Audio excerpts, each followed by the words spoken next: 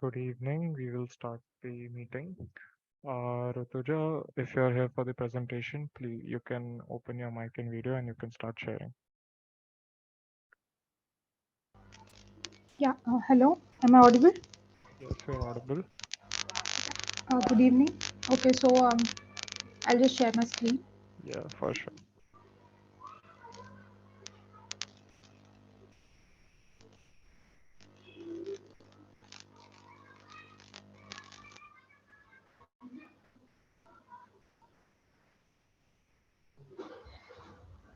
Yeah, is it visible?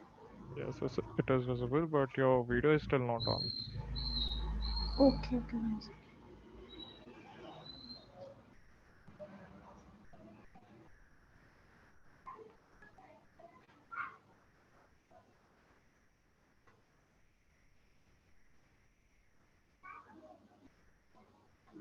Yeah, now you can start. Okay. So my name is Rutuja, and I'm engineering graduate. And I'll through this presentation, tell how much I have understood about what are the MVPs and what are the requirements, what are the functionalities and features of MyFitnessPal application. So let's get started. So what MyFitnessPal basically does is it helps user to achieve fitness and to track all his goals that he wants in order to achieve the fitness, like food intake, like uh, how much time he has done exercise and all those. And there are other functionalities with which will help him in the journey. So, we are aware of what is the importance of fitness in our lives. So, it is not only one of the most important keys to a healthy body, but it is also basis of dynamic and creative intellectual activity, as said by John F. Kennedy. So, these are some stats that I have took that 2 out of 5 people discontinue their exercise routine because they can't keep track of it. 40% similarly they can't keep track of how much steps they have taken, how much exercise they have done, how much set of exercises they have done. And this is the 45 million people that goes on diet each year, including me. And only 5% people of them manage to keep the the goal on. This is again physical inactivity which is increasing in people.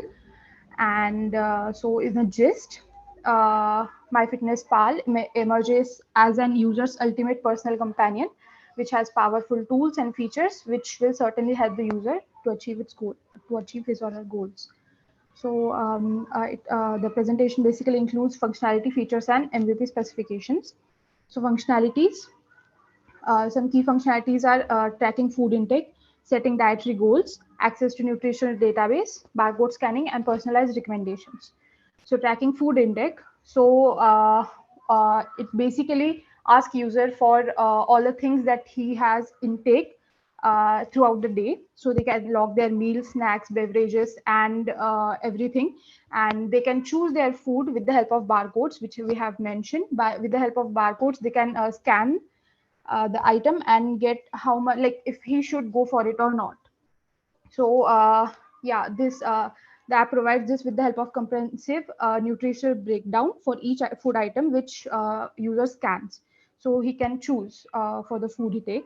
Then a nutritional database is all the database that a user can need as per user's need, as per his food choices.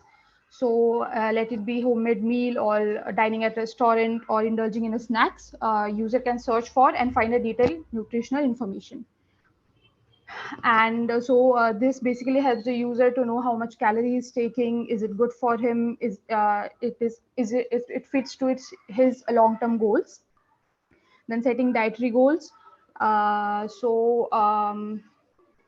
a person who is trying to you know get fit, get healthy, well, the most hard part for him is to setting the dietary goals. So this is where MyFitnessPal comes as a trusted ally for it. It tracks the user process and provides real-time feedback to keep the user on track. Then is barcode scanning, as I mentioned earlier.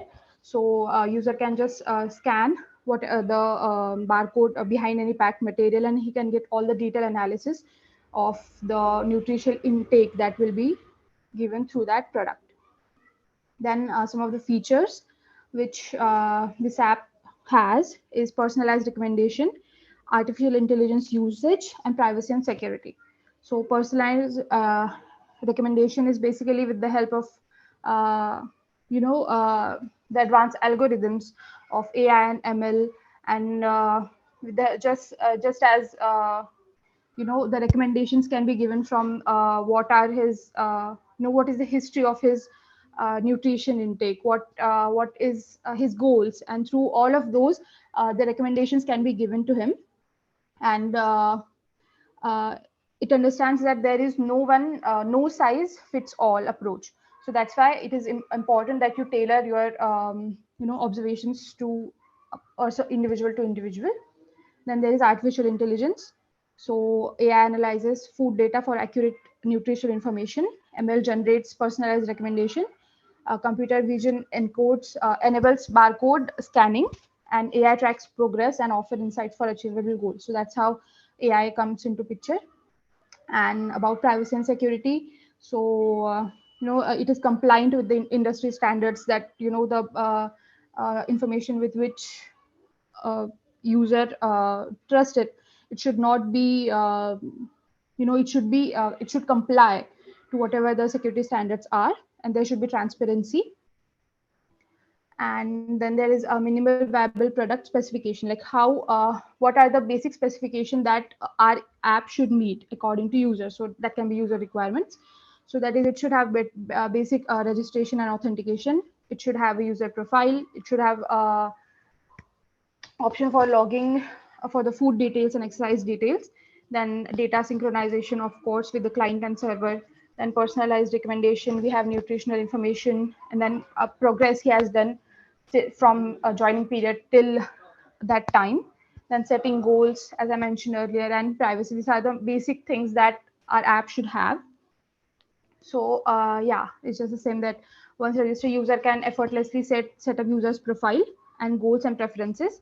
Then this goal setting allow user to personalize his objectives, and then user can log and monitor his workouts as logged by him. And this progress tracking provides visual representation, which I think should be there. And through the power of personalized recommendation, the user will receive tailored suggestions, and data synchronization ensures a consistent experience over multiple devices. So thank you. Yeah, that will be all from my side. Rutuja, did you put any references in this slide? No, actually I did Okay, not. okay, Yeah. okay, it's fine. Okay. So there were some small mistakes that you can improve upon. Okay. Uh, Okay. I think this is one of the first presentations that you're giving right now. Yes. Yes. Okay. So because from the next time onward, you won't repeat these mistakes. There's small things. I just want you to know. So prior to the presentation, just read the slides once. Okay. So if you read the slides prior to the presentation, you won't be having difficult time in starting the presentation, or you'll create the flow more easier.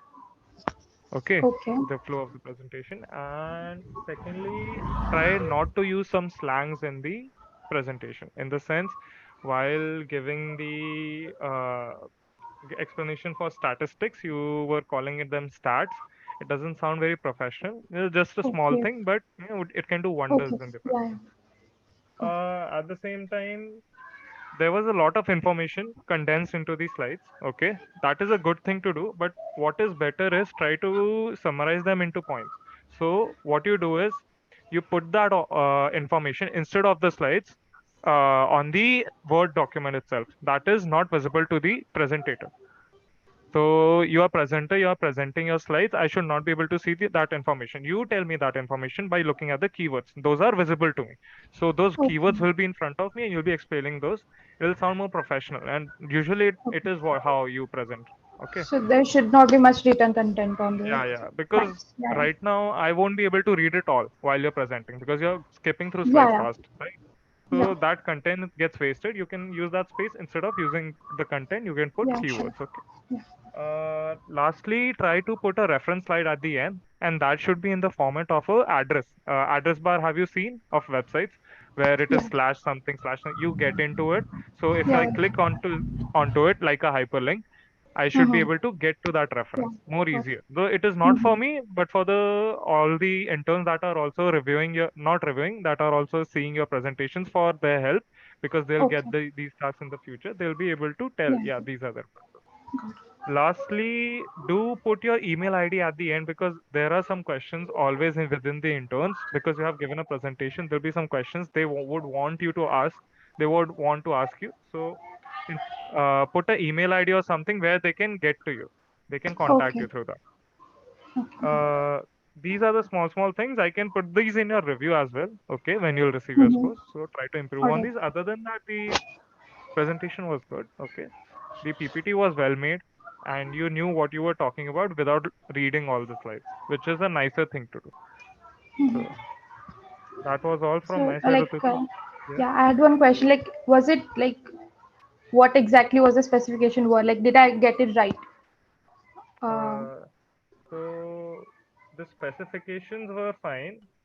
See, the content in the slides was fine. So whatever you were explaining, that was Mm-hmm. all well and good. So I don't Okay. have a general problem. That's why at the start I said there are some small queries that I have Okay. Okay. that can Got be it. ironed out. Okay. Got it. Okay. Thank Okay. you, Rutuja. Thank you.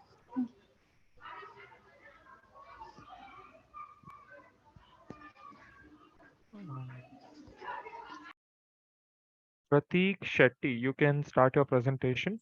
Sir, I don't have a presentation today. I just wanted to ask doubts regarding my task this week. Okay, what is the task, man? Prescriptive analytics ad.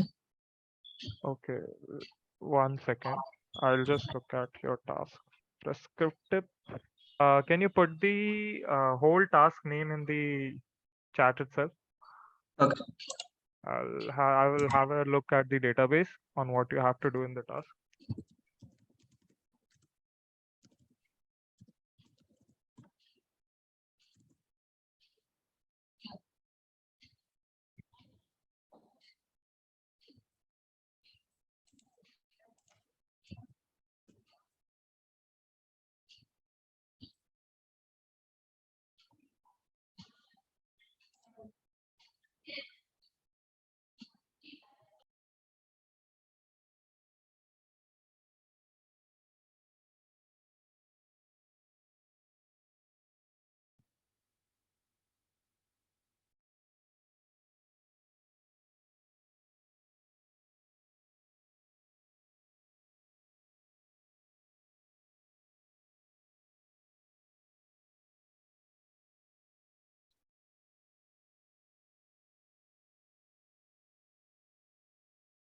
Yes, you can ask it out, Prateek. Hold on.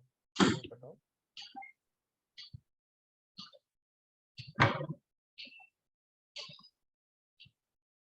Hello. Hello. Yes, Prateek, you can ask the doubt. Say. Sir, in the task, they told us to perform optimization algorithms such as linear programming, integer Mm-hmm. programming, and mixed integer programming on Yes. the data set. Yes. But then linear programming, integer programming, and mixed integer programming, all of them take inputs as objective function and then constraints, Okay. not the data set. Have you tried with the CSV file? The CSV file, sir, but then the See, input is a data set, right? yeah. So wait. So for this query, what you can do is you put this query here in the chat itself. Okay. Okay, So at the same time, what do you do is go to the technical support because right now you're in the data engineers group, right? I'm a web developer, so I won't be able to tell you what all needs to be done. Okay. So okay, I'll get it rectified with someone who is in your domain, that is in data engineers. Okay. okay, Do one thing, put the query in the chat itself. At the same time, put your email in the chat, okay, so I can get back to you. okay, At the same time, put it in the technical chat itself, if that okay, query of yours, okay, because there are people, once you put it in the technical chat, there are people that will get back to you with the same solution. Okay, faster. Might be faster, might be later, but I'll Okay. go along the both paths. And one more issue with the data set was they told us to find metrics such as cost, revenue, and profit in the end. Yes. But then there is nothing related to cost as such in the data set at all. Prescriptive analytics have any previous interns have they given any presentations on it? Please do check because Uh, I think I they're saw one yeah. presentation, but then that was only about predictive analytics. They performed LSTM and PRMA. Okay. So it's not about prescriptive. Mm, Okay, I'll still get back to you because right now I don't have a clue. Okay. Okay. So I Um, should send the Send it on query the mail. technical chat itself and put the query here as well with your email ID. Okay. Okay. So both ways we'll try to get to you. Okay. Okay. Thank you, Pratik. Varada, you can, if you have a presentation, you can start. Where do we have to give the internship curriculum presentation? Here itself, Varada. Here itself, you can give your presentation. It's fine.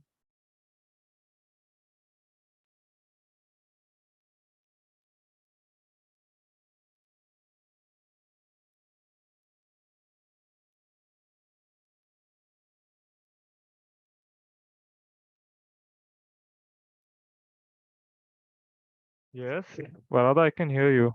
No, you're not audible.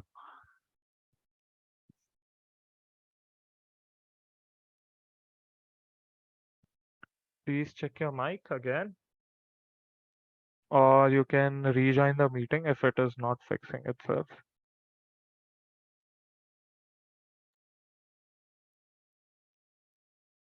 No, it is still not audible.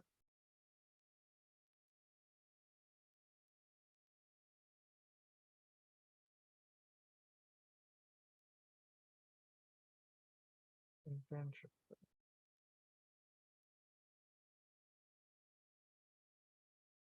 Try to fix your mic, Varada, because without the mic, will not be able to take a presentation as well as your video. Okay, both of them should be on while presenting. Right now, though, it is not visible.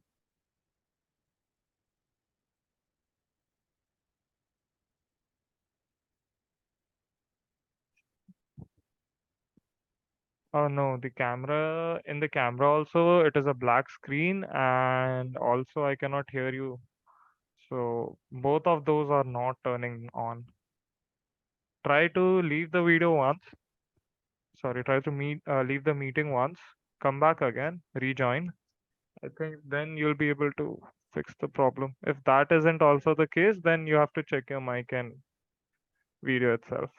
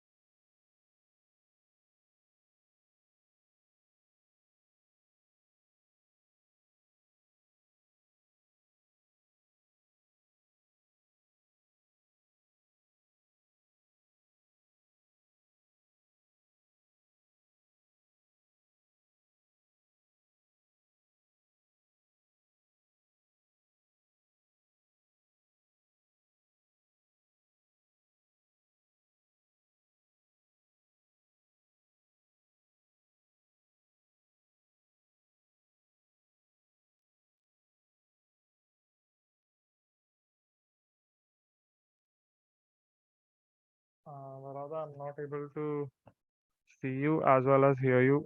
You need to fix your mic and video before you give any of the presentations. Okay, so it's on you, ma'am.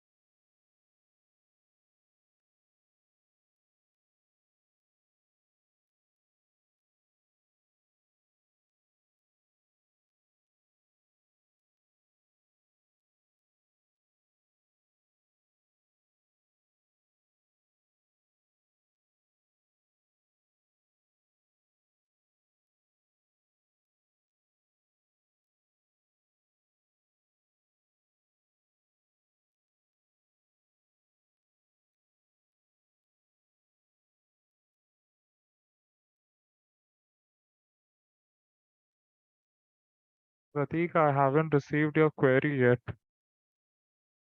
Please type it in the chat itself. Yes, I'll send it within a Yes. minute.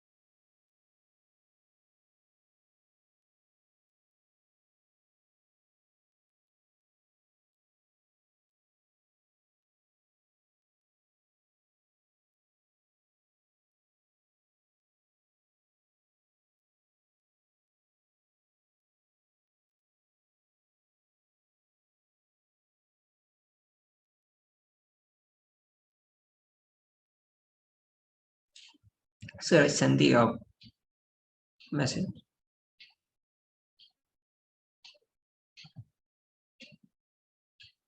So I think you're muted. I can't. Okay, sorry. So I've received your query. Please put it in the technical chat itself also, okay? Okay. Because both of us will, if we work, then one of us will get back to you faster. Okay? Okay. Okay, thank you.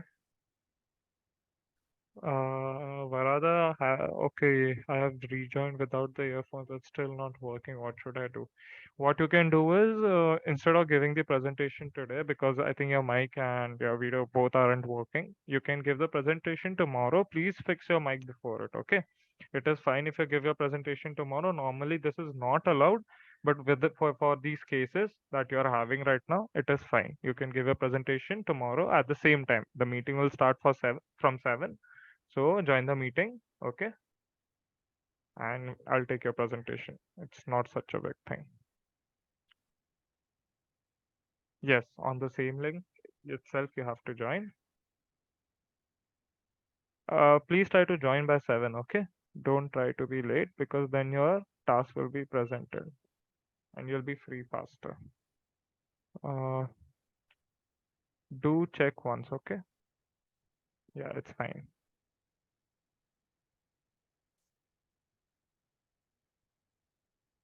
Now you can leave, or rather, if you want.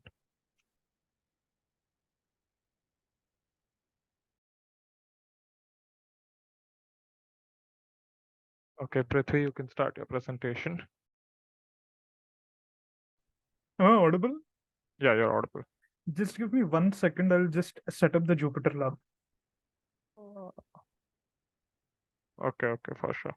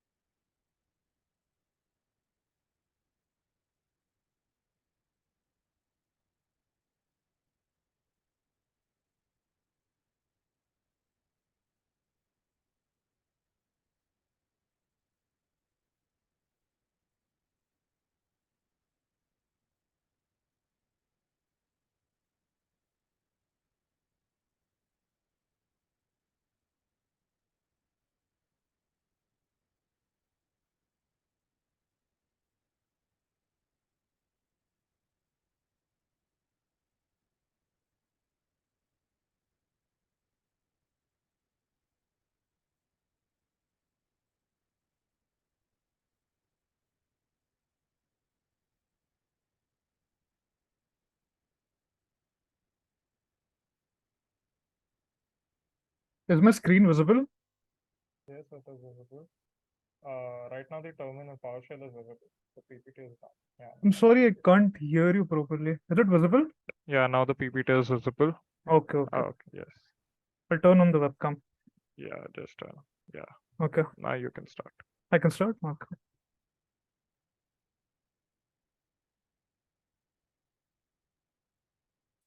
So, good evening, everyone. My name is Prithvi Poojari, and my project name is Understanding Descriptive, Diagnostic, Predictive, and Prescriptive Models. And my task name is it's about exploratory data analysis on credit card fraud detection. So these are like the contents of my presentation. First, I'll be going through the objectives of the entire project. Then I'll be giving a brief introduction on what credit card fraud detection is and what exactly is exploratory data analysis. Then we'll look at understanding the need for EDA. Then we'll look at the flow of the project. Then we'll come to project implementation, followed by conclusion and Q&A. So the first objective of the entire project is to perform EDA on the provided data set, which we have taken from Kaggle. The second is to summarize those key findings from EDA. The third one is to visualize those the data using appropriate charts and graphs. And the fourth one is to identify the outliers, the missing values, and anomalies in the data. Now let's talk about the uprising of digital age frauds. As we increasingly sort of rely on electronic transactions and online payments, the risk of credit card fraud has become a significant concern for individuals, businesses and financial institutions all alike. And it is crucial that we implement all of these effective measures to identify and prevent fraudulent activities to protect both consumers and businesses. So today I would like to focus on one of the key tools at our disposal for detecting credit card fraud, and that is exploratory data analysis. Now, EDA involves analyzing and visualizing the data to gain insights and identify patterns or anomalies. And by utilizing EDA techniques, we can extract all sorts of valuable information from credit card transaction data, enabling us to detect fraudulent activities. Now, there are several ways in which EDA can aid in credit card fraud detection. Firstly, it allows us to understand the characteristics of legitimate transactions, and by examining these various features such as transaction amount, location, time, and merchant type, and with the help of these, we can sort of establish a baseline profile of normal cardholder behavior. Now, any deviation from this pattern can then be flagged for further investigation. Secondly, we have EDA to help us identify potential fraud patterns. And by visualizing transaction data, we can actually spot irregularities or make clusters that may indicate fraudulent activities. Now, these patterns may include unusually high transaction amounts, or a sudden surge in transactions from a particular region, or a higher frequency of transactions during odd hours. And such anomalies are often indicative of fraudulent behavior and can trigger alerts for immediate actions. And furthermore, to about EDA, it's just that it can help in assisting and in understanding the relationship between different variables and their impact on fraud detection.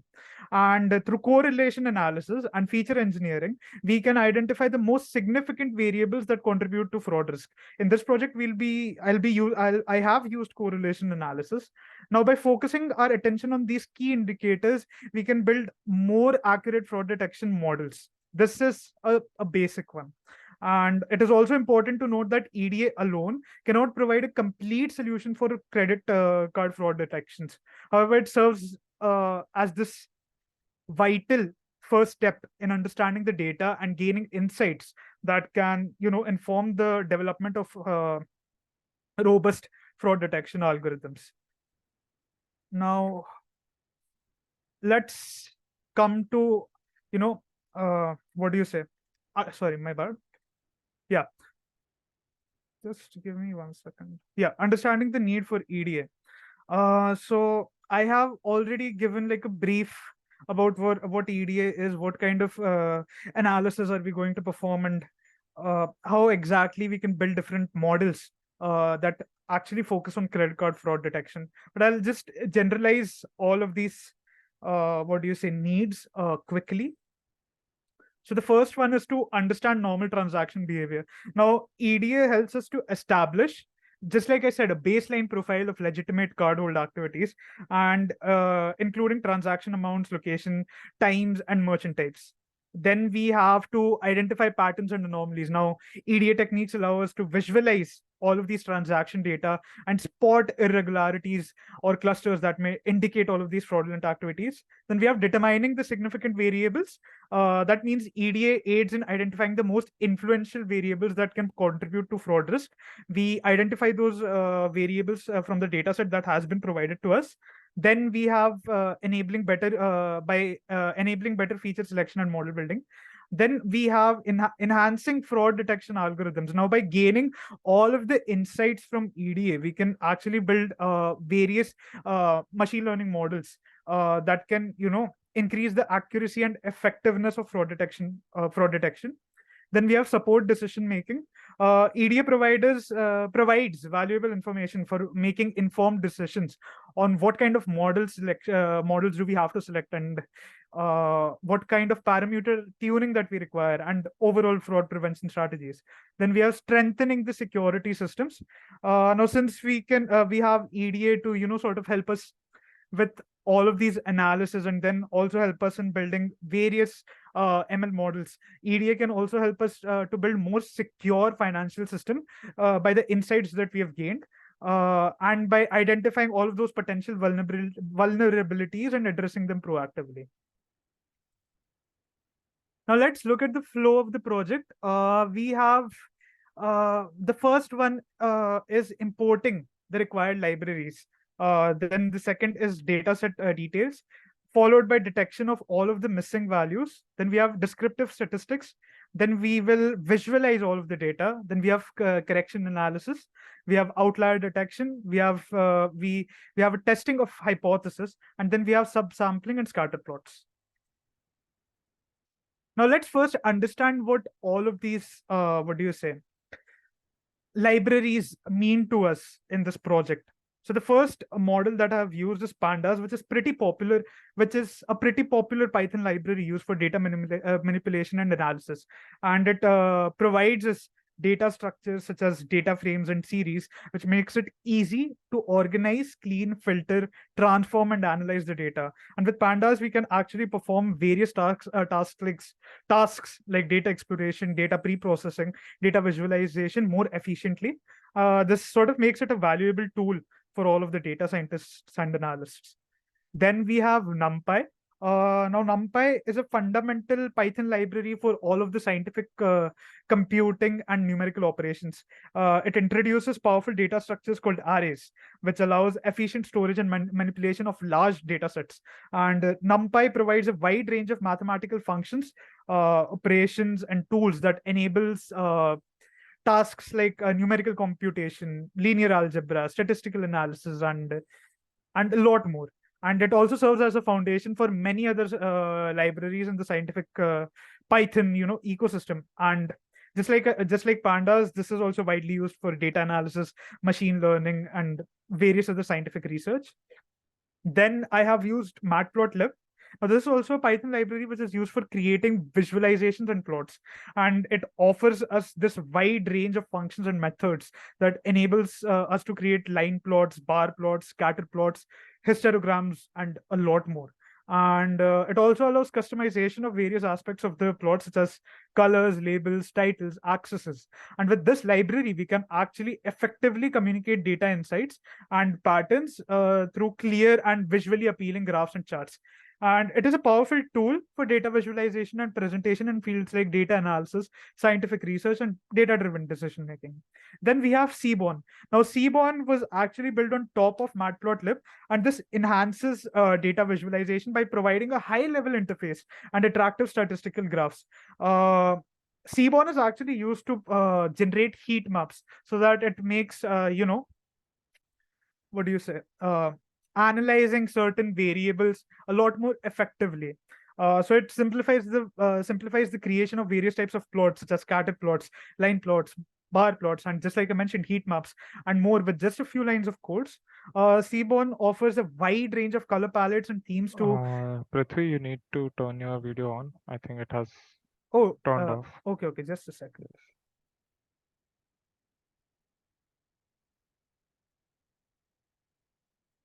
Am I visible? You're not visible. Uh, You have turned your video off in the Zoom itself. Actually, I Oh. use a webcam, so it's now like... now it is visible. Yeah. Okay, it's good. Yeah, continue. Okay. So yeah, I was talking about Seaborn, and it also provides specialized functions for statistical analysis, such as regression plots, distribution plots, categorical plots, and Seaborn is widely used for exploratory data analysis. Pretty much all the libraries that I've mentioned here is like a necessity for data analysis and data science. The next one is I'll just call it as test_ind function, and it isn't necessarily a library, but it performs an independent, what do you say, two sample testing, and it is also known as the student's t-test.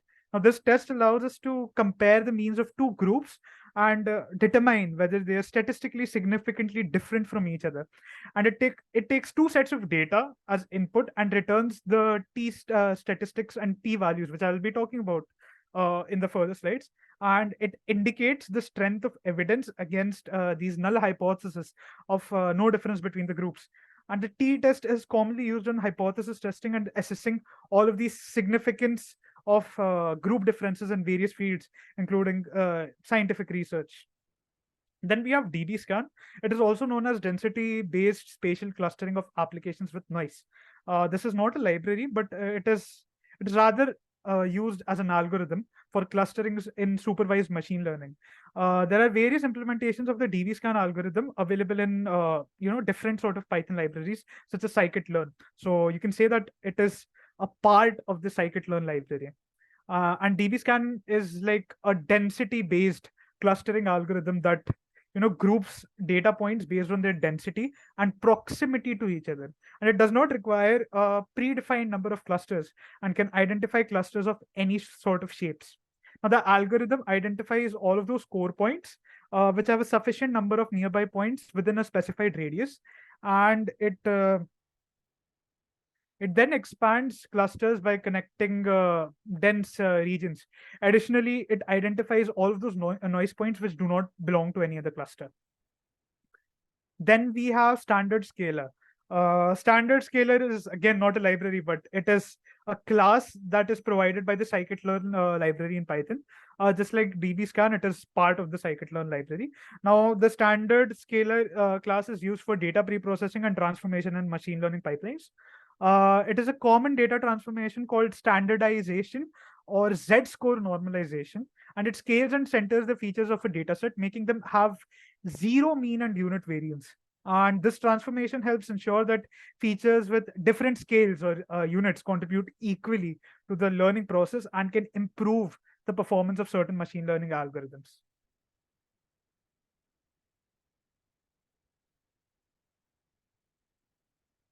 Okay, so let's talk about the dataset details and exploration.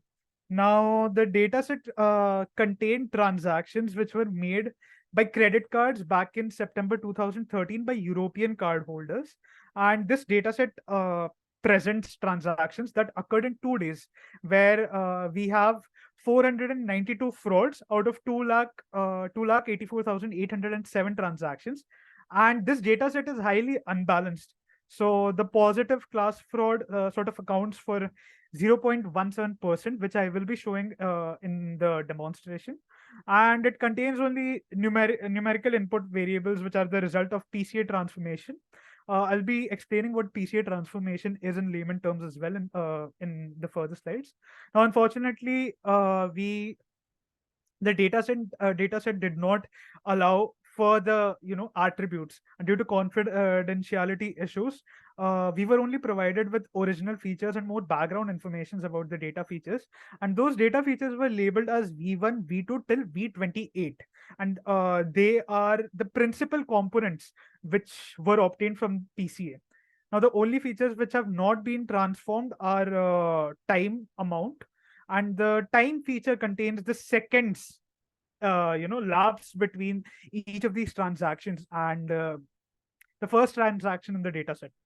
And the amount feature is the transaction amount. Now, this feature can be used for example dependent cost sensitive learning. The class feature is the response variable, and it takes value 1 in case of fraud and 0 otherwise. So basically it is of a binary column. Now, given the imbalance ratio, it was recommended in the instructions that the accuracy can be measured using the area under the precision recall curve, and confusion matrix accuracy was said to be not meaningful for unbalanced classification. Now, talking about the detection of the missing values. So the data set did not really have any missing values, and it sort of had all the necessary required attributes and data. So there were 30 columns present in the data set, and all of those 30 columns were of float type. And the one column that I mentioned while briefing about the data set, the class column, that was of the binary type. And just like I said, it had different attributes of transaction, time, amount, and the numerical values, which I mentioned, V1 till V28. Just like I said before, they were reduced using PCA. Now, let's understand PCA in layman terms, because not everybody knows what kind of analysis or analytical methods are used to detect frauds. Now, PCA is also called as principal component analysis. Now, I want you all to imagine a big box of different items. Now, what PCA helps us to do is organize all of these items by finding the most important features, and it then looks at all of these items from different angles and tries to figure out which ones are similar or different. Then what it does, it puts all the similar items together and tells you which features about these items are the most important for telling them apart or to differentiating them. Now, the class column was just like I said before, had the value 1. It had the value 1 if it was a fraud transaction, and it had the value 0 if it was a valid transaction. Now, the class feature is the response variable, which I mentioned. So the response variable is the response variable of the class column, and it takes value 1 in case of fraud and 0 otherwise. So basically it is of a binary column. Now, descriptive statistics. The descriptive statistics was necessary over here. So, just like I said, initially the total transactions amount details.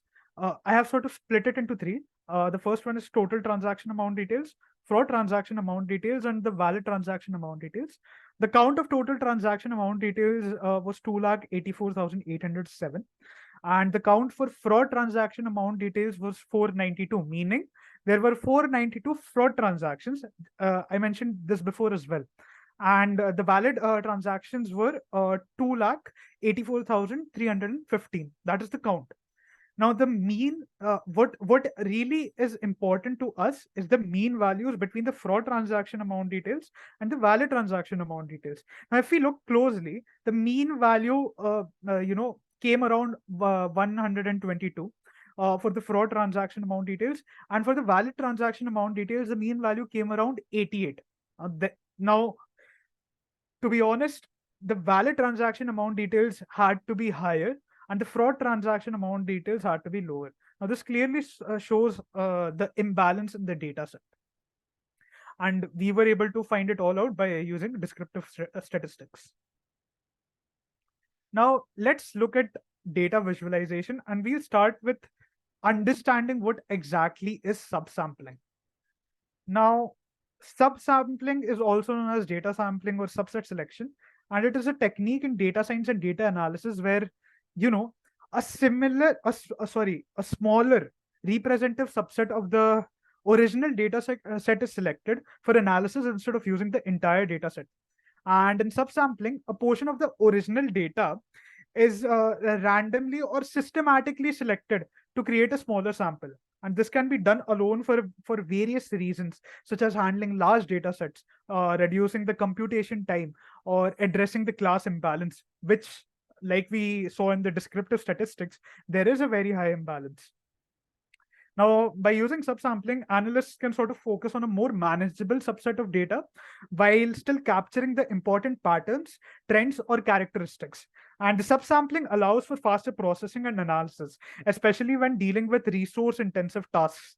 And it can also be useful in situations where the full data set is not available, just like in this case. So due to confidentiality issues, we weren't given much details in the data set. And it can also be useful, just like I said, in datasets where not much information is available. It is also important to note that the subsampling reduces the amount of information available for analysis, which can potentially lead to loss of granularity. Now, granularity means information, so subsampling can lead to loss of information. And careful consideration should also be given to the subsampling strategy to ensure that the selected subset maintains the representativeness and integrity of the original data. Now, if we look closely, before subsampling, what we saw was the valid data, and it did not show us any sort of fraud data.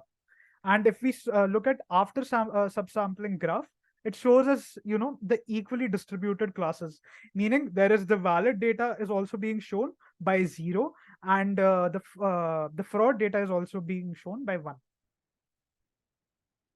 Then we have correlation analysis.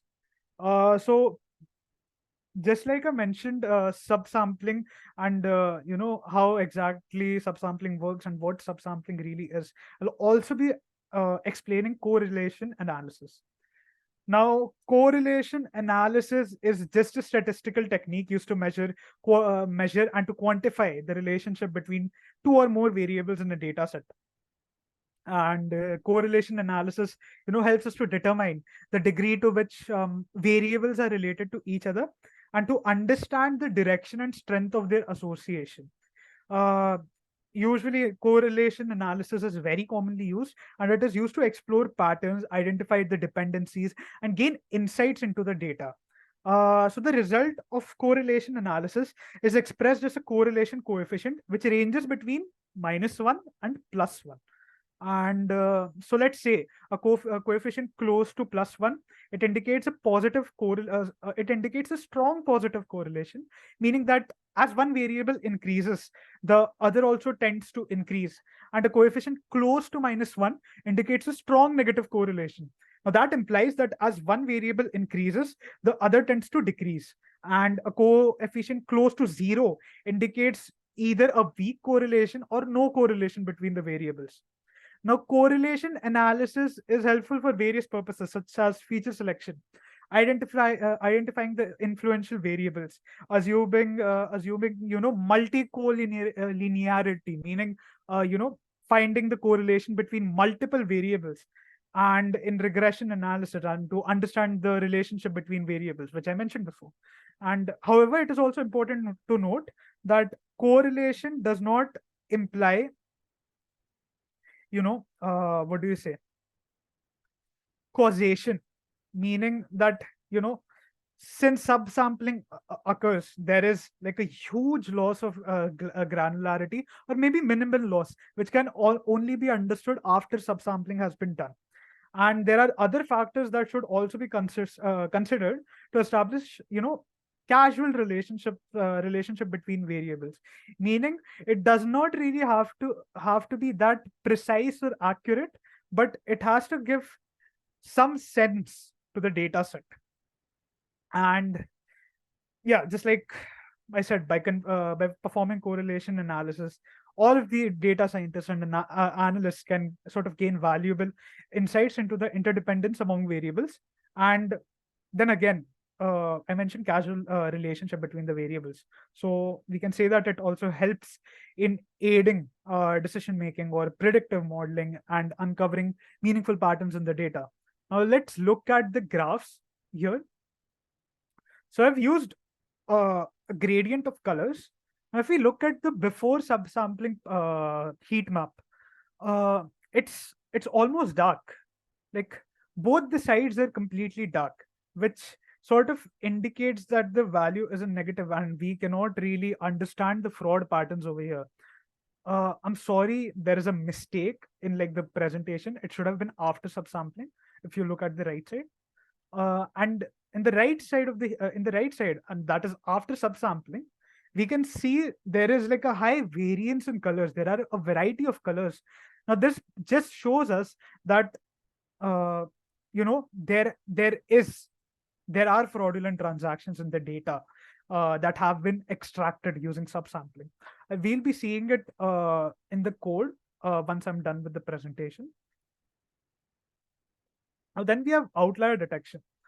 Let's first understand what outlier detection truly means. Now, outlier detection is the process of identifying and dealing with observations or data points that significantly deviate from the expected or typical behavior of the data set. And just like I said, they're data points, and they lie far away from the majority of the data and can indicate unusual or anomalous behavior. And outliers can arise due to various reasons, such as measurement errors, data entry mistakes, rare or any rare event. And they have the potential to distort all sort of statistical analysis and impact model performance. And that just leads to incomplete conclusions. The goal of the outlier detection itself is to just identify and handle these extreme observations appropriately. And this process typically involves statistical techniques, visual exploratory analysis, and the domain knowledge of analysis. And the techniques for outlier detection can also include statistical methods like Z-scores, interquartile range IQR, which is mentioned in the PPT, and I'll be explaining what all of those values means, and as well as different sort of machine learning approaches such as clustering, isolation forest, or one class SVM. Do keep in mind, I am providing extra information in order to give a wide range of understanding of what outlier detection can really do. What I have focused in this project is on interquartile range. Now, by detecting all of these, outliers, all of the analysts can ensure the integrity and validity of their analysis and models. And outlier detection, helps in improving the accuracy of prediction. And it can, just like I've said before, data quality issues and gaining more accurate understanding of the underlying patterns and trends in the data. Now, since I've mentioned IQR over here, I'll also be explaining what exactly interquartile range value is in very simple terms. Now, we have all played with marbles when we were kids, right? So imagine a bag of marbles, and interquartile range is like looking at a special group of marbles in the bag. First, what we do is we take out all of those marbles and then we line them up like we used to do as kids, from the smallest ones to the largest ones. And then we find the marble that is right in the middle. This marble is called the median. What we do next is we split the marbles into two equal groups. Now, the one group of marbles will be smaller than the median, and the another group will be larger than the median. Now you look at the marbles in the second group, the larger ones, meaning above the threshold. You find that the marble that is right in the middle of that group, that marble is called the third quartile. Finally, if you look at the marbles in the first group, the smaller ones, you find the marble that is right in the middle of that group. Now, this marble is called the first quartile. And the interquartile range is sort of like the difference between the third quartile and the first quartile.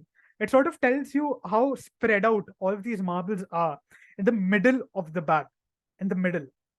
And the bigger the interquartile range, the more spread out the marbles are. So the interquartile range, helps us to understand how the marbles are arranged in the middle of the bag without worrying too much about the marbles at the ends. So in this case, we do not really worry about the transactions in the beginning and in the end. What we're concerned about are the transactions in the middle. Now, in the context of our credit card transactions, so let's consider I took out a target column with values 10, 12, 14, 16, and 100. What I did first was I mentioned 3 quarters, right? The first quarter had 12, the third quarter had 16, and the median, the middle quarter, had the value as 14. So the IQR turned out to be 4, which was the first quarter minus the third quarter minus the first quarter. That resulted to give us the value 4, and the lower threshold value was 6, and the upper threshold value was 22. Now, the number turned out to be 100, which was above the threshold. So it was neither lower than the lower threshold value, and it was and nor was it higher than what do you say, than the I just lost my train of thought, upper threshold value. And thus we consider 100 as the outlier of the distribution. Now let's understand, I mentioned hypothesis testing, right? We'll be looking at the code, but let's really understand what hypothesis testing really is. Now, hypothesis testing, especially in EDA, in exploratory data analysis, helps us to evaluate the likelihood that is observed, that is the observed patterns or differences in data that are significantly, larger.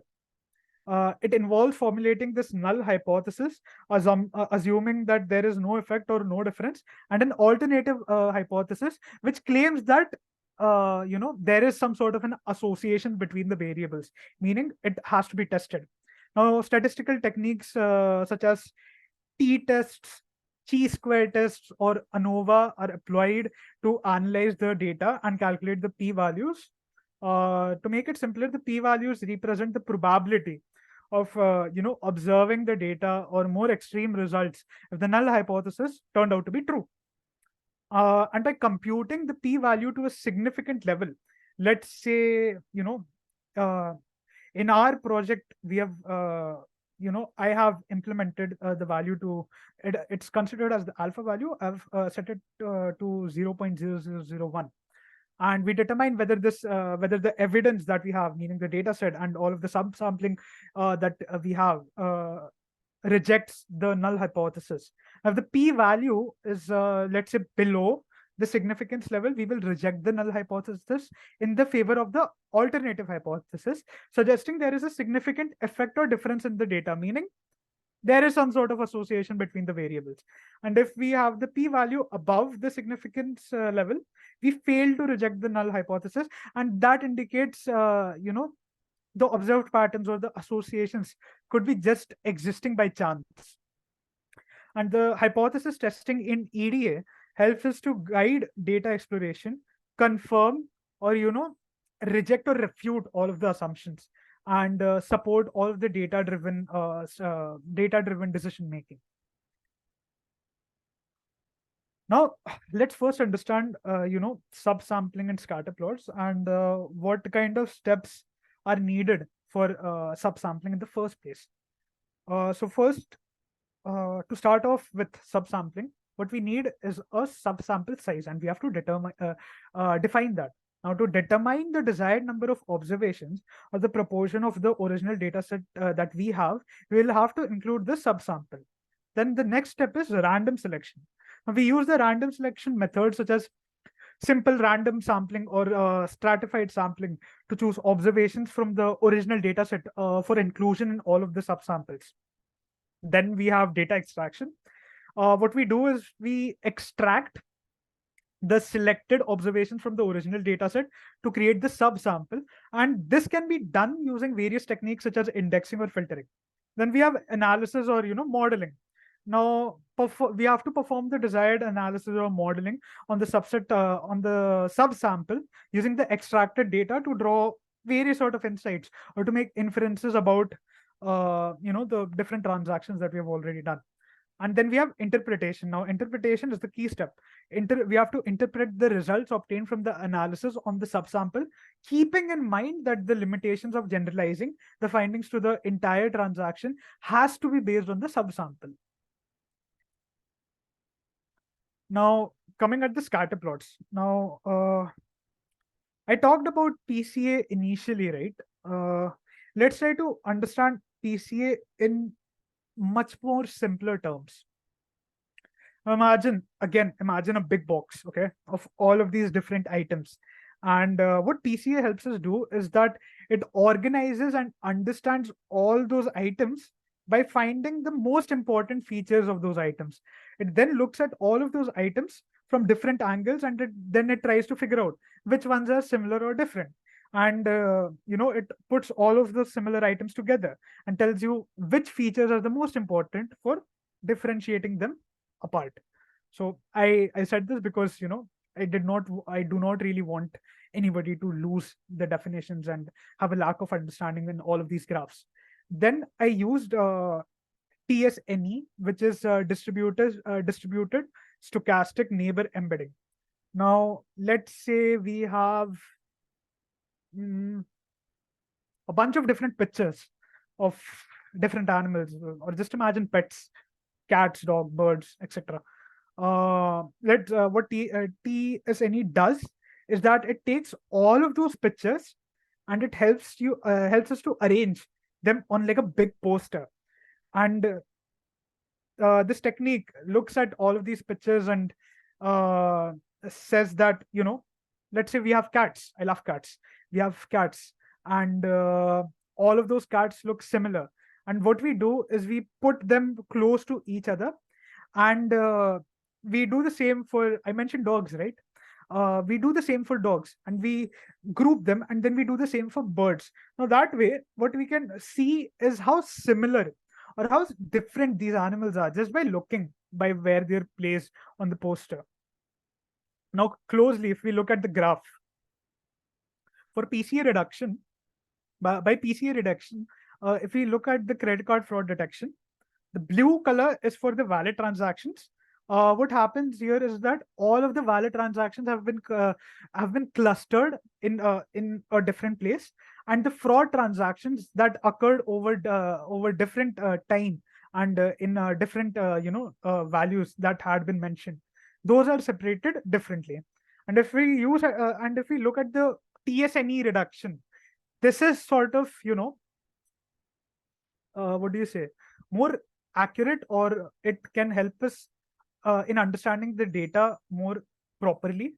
And it is just common sense.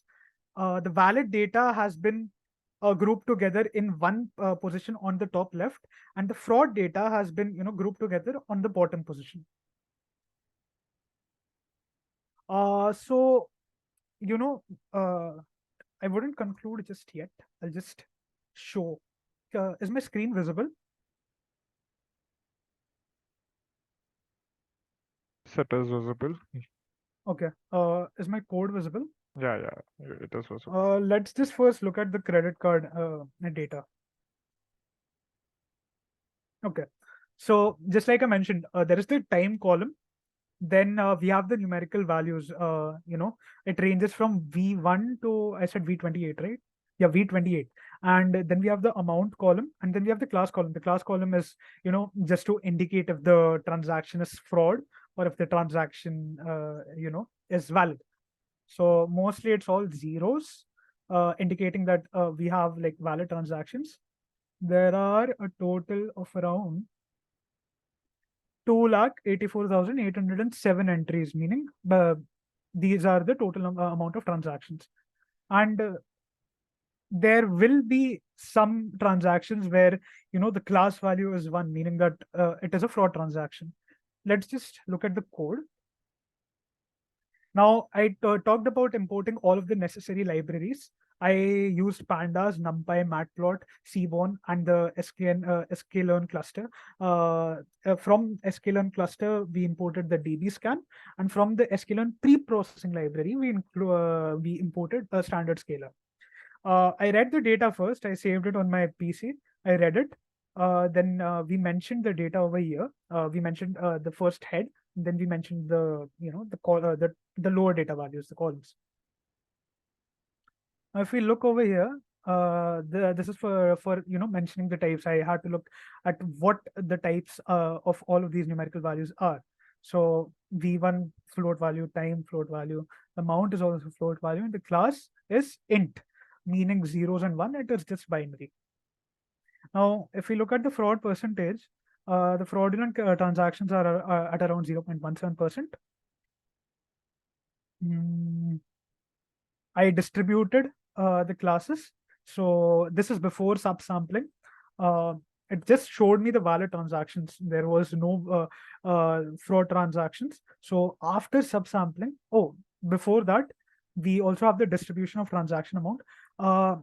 There isn't all of the transactions aren't that dense.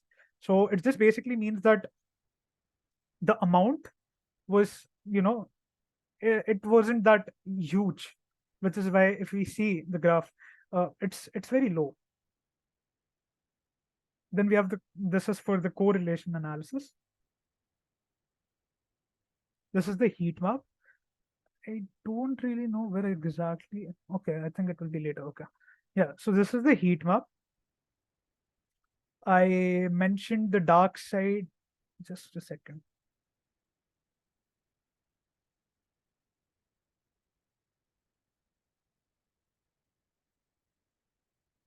Okay, I think I had faced some issues to properly show the variables, but yeah, it's pretty understandable. There was no need for it. Okay, the dark color presents like all of the, what do you say, fraud transactions, and the it presents the fraud transactions, and the valid this lighter color, it represents the valid transactions. This is before subsampling. I distributed each of those numerical values from V1 till V28. So this is just the distribution.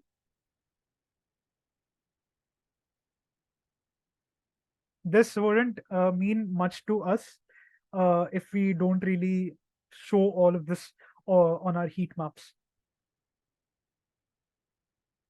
So this is after subsampling. We can see, just like I mentioned in the PPT as well, the valid transactions have been shown on the left hand side, the fraud transaction has been shown on the right hand side. And this is the correlation. Yeah, this is the correlation class that I was talking about. Okay, it's the same thing, varied. There is a huge variance in colors. We have specific values that shows us, now this could be this is a fraud transaction. This is a valid transaction.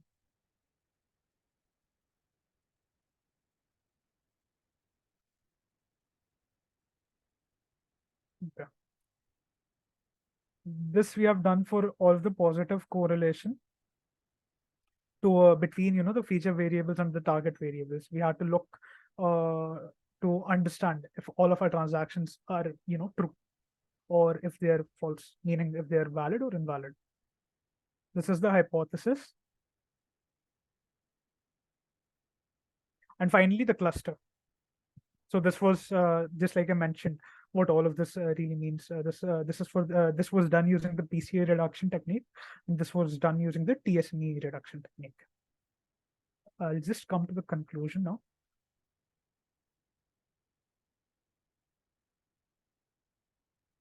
Okay. So like it was mentioned in the data set as well, on Kaggle, that the low fraud transactions was around 0.17%, and after our EDA analysis, we did find the same value as well. The subsampling help us give a balanced representation, meaning we saw that graph, right? It had the valid transaction and it had the fraud transaction, and eventually using all of that, using subsampling, we were able to give a varied positive and negative correlation. The darker side, it presented the negative correlation values, and the higher, the lighter color, it presented the positive correlation values. And all of the features, the scatter plot, it was generated using the PCA technique, like I have mentioned, and the TSNA reduction technique. So I hope everyone liked the presentation. Thank you. And if there are any questions, please, I'm open to all of them. Prithvi, that is the most elaborative presentation I've seen on EDA. Thank you. It was very well explained, man. You went over all the charts, which didn't need to be explained, but you went to the trouble of explaining everything and reminding every time. Yeah, it was necessary. Yeah, so that is what is needed in a presentation. Normally, people don't do that, but you have the quality of explaining it well and in layman terms as well, because you were using examples to explain all the things. Yeah. So it is very hard to explain these visual representations of these data sets that you've got from CSV files and all those things. But you did it well, man, because there are very few people that I see who have the ability to explain it such well. Leaving this, the flow was very good. There was a story included at the same time, so you need to include a short story, and you have included not a short one, but you have included a very good story. And the entire presentation happened to be very, very long. So the only this is a small knack that I have, is that there needs to be two things, because these have marks. I don't want you to miss marks. I want you to be in the excellent. Okay. On the excellent side of this presentation. Okay. So there needs to be a reference link, a reference slide, providing the links of all the references that you have taken. Okay. At the same time, in the end slide itself, so there needs to be an end slide saying thank you or whatever you want the slide to be. But in that, you should put your email ID or something from wherein people can contact you. So by looking, I actually did that in the first slide. Okay. Yeah, I did that in the first slide. Okay, so try to you have done it in the first one, then it's fine. Try to put it in the end slide as well. Okay. No problem. Because this presentation is going to be seen by many individuals, so they'll understand by looking at this presentation. This is one of the good presentations. I'll keep it as an example. So yeah, sure. Okay, these are the 2-3 things that you need to improve on. Then it's perfectly all right, man. It's excellent then. It's very good now. Thank you. It's excellent then. Yeah. Oh, also, like, I think there is like a new intern tracker right now, right? Yeah, intern management I think tracker, yes. for my previous presentation, like my scores have been shown, but the status is still showing as pending. So what do I do about that? What you do is you put your email ID in the chat, put your query. just your email ID, then your Mm. query dash, and then your whole query, whatever the query is. In the So technical chat yeah, support? not technical chat support as well, and Huh. here as well, because I'll be able to look at the problem from my side, and in Okay. technical support, people are there to look at your problems. Okay. Okay, sure. Let's just do Yeah. it right now. Yeah, just do it. Yeah. So many people are having this problem. Okay, it is not you. So Yeah. some people are having this. We are Oh, sorting it out as it is a new thing. We have just implemented this tracker. There are some problems that needs to be ironed out. Okay. okay. So don't worry, because your scores are showing, right? The scores So are showing. yeah, then it won't matter, because then pending status can be changed. That is very Okay. easy. Okay. Okay.